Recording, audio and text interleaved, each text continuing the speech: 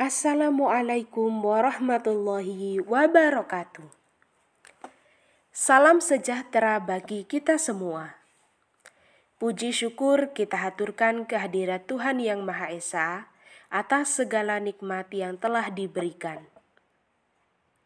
Pada kesempatan baik ini, saya Muqimatus Sunnah, mahasiswa dari program studi Pendidikan Bahasa Sastra Indonesia dan Daerah, akan berbagi wawasan mengenai ciri karya sastra yang baik.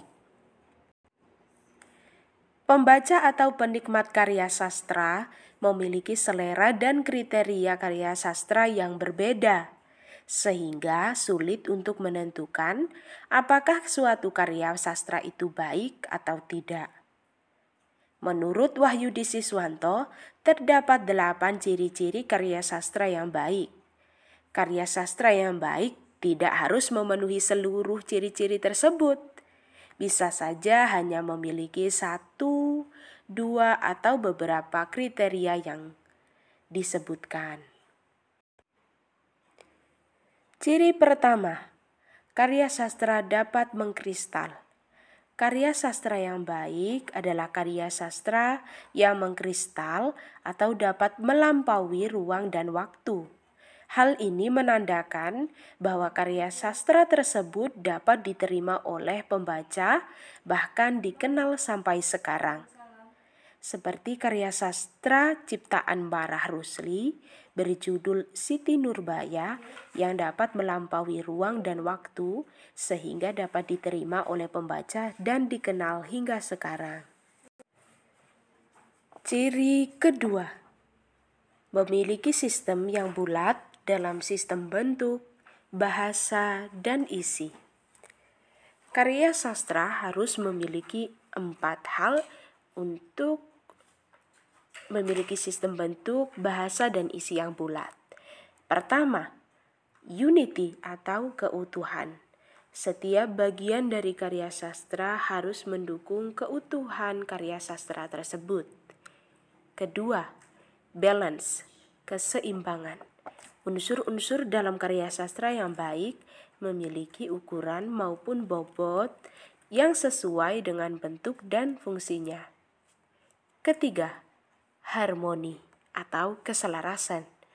Keselarasan satu unsur dengan unsur lainnya. Yang keempat, right emphasis, memiliki tekanan yang tepat, yakni tekanan tertentu dengan proporsi tertentu. Ciri yang ketiga, mengungkapkan isi jiwa sastrawan dengan baik. Karya sastra yang baik, yakni karya sastra yang mengungkapkan isi pikiran, perasaan, emosi, keinginan, dorongan, ciri khas atau cita-cita dari pengarangnya. Seperti pada cerpen kritikus Adinan karya Budi Dharma, dengan baik, cerpen tersebut dapat menampung rasa takut, kesepian, dan pikiran Budi Dharma tentang kelicikan manusia. Hal ini terjabar dalam latar yang digambarkan pada kata-kata lorong-lorong pengadilan yang sepi dan menakutkan. Ciri karya sastra yang baik yang keempat, menafsirkan kehidupan dan mengungkapkan hakikat kehidupan. Karya sastra yang baik merupakan karya sastra yang mampu mengungkapkan hal-hal yang orang lain tidak bisa mengungkapkan dan melihatnya. Pengarang yang baik dapat menembus pikiran-pikiran pembaca. Itulah sebabnya dunia yang digambarkan oleh pengarang menimbulkan pertentangan dalam kacamata orang awam. Karena kepekaan pengarang melebihi kepekaan orang awam. Ciri kelima, tidak bersifat menggurui. Karya sastra merupakan latihan intelektual dan moral, sehingga memuat ajaran moral, filsafat, hingga tingkah laku. Namun bukan berarti karya sastra harus seperti buku filsafat atau buku sopan santun. Karya sastra bersifat multitafsir. sehingga karya sastra tidak hanya mengungkapkan kata-kata belaka, namun terdapat pesan yang terkandung di dalamnya. Hal ini menunjukkan pengarang tidak bermaksud menggurui pembacanya. Ciri keenam, tidak terikat oleh nilai-nilai dan fakta-fakta setempat, namun bersifat universal. Semakin baik karya sastra, semakin universal masalah hidup yang diungkapkannya. Bahan mentah karya sastra diambil dari keadaan sekitar atau zaman pengarang. Kemudian diolah menjadi karya sastra yang tidak terikat lagi oleh tempat dan zaman bahan mentah tersebut. Sastrawan yang baik mempunyai daya serap yang baik, sehingga mereka dapat menciptakan jarak antara kehidupan sehari-hari dengan kehidupan di dalam karya sastra. Seperti novel Raphilus, tidak terlepas dari latar belakang pengarangnya, yakni kota Surabaya, Kudus, Yogyakarta, dan kota lainnya. Ciri ketujuh, tidak melodramatis, tidak mempunyai kesan diatur-atur. Semua unsur dalam karya sastra diciptakan oleh sastrawan, seperti tokoh, latar, hingga gaya bahasa. Dalam puisi, rima, majas, imaji, hingga bait ditentukan oleh penyair. Sehingga karya sastra harus ditulis sesuai porsi.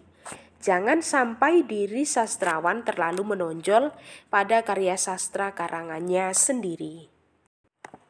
Ciri karya sastra yang baik yang terakhir, yakni menunjukkan kebaruan, keindividualan, dan keaslian. Kebaruan artinya meningkatnya kualitas dan munculnya sesuatu yang baru dari karya sastra sebelumnya. Kedua, keindividualan. Sastrawan memiliki kekhasan bentuk dan isi karya sastranya masing-masing.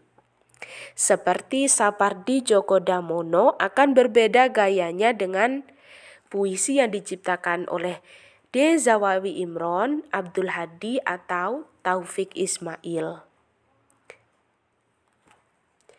Yang ketiga, keaslian.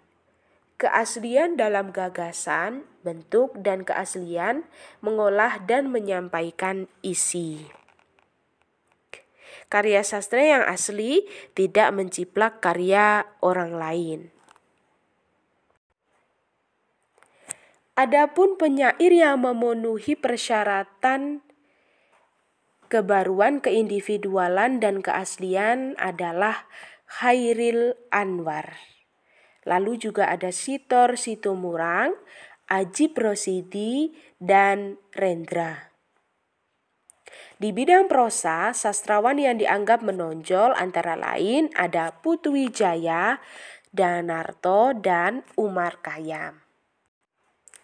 Dari semua ciri karya sastra yang baik dapat disimpulkan bahwa karya sastra yang baik dapat dengan mudah diterima oleh pembaca. Setiap sastrawan memiliki kekhasan bentuk dan isinya masing-masing. Begitu pula, penikmat karya sastra memiliki selera dan kriterianya masing-masing. Karya sastra yang baik tidak harus memenuhi seluruh ciri-ciri karya sastra yang disebutkan oleh Wahyudi Siswanto. Bisa saja karya sastra yang baik hanya memiliki beberapa kriteria saja. Demikian yang dapat saya sampaikan. Semoga bermanfaat dan mohon maaf atas kesalahan dan kekurangan. Terima kasih, sampai jumpa. Wassalamualaikum warahmatullahi wabarakatuh.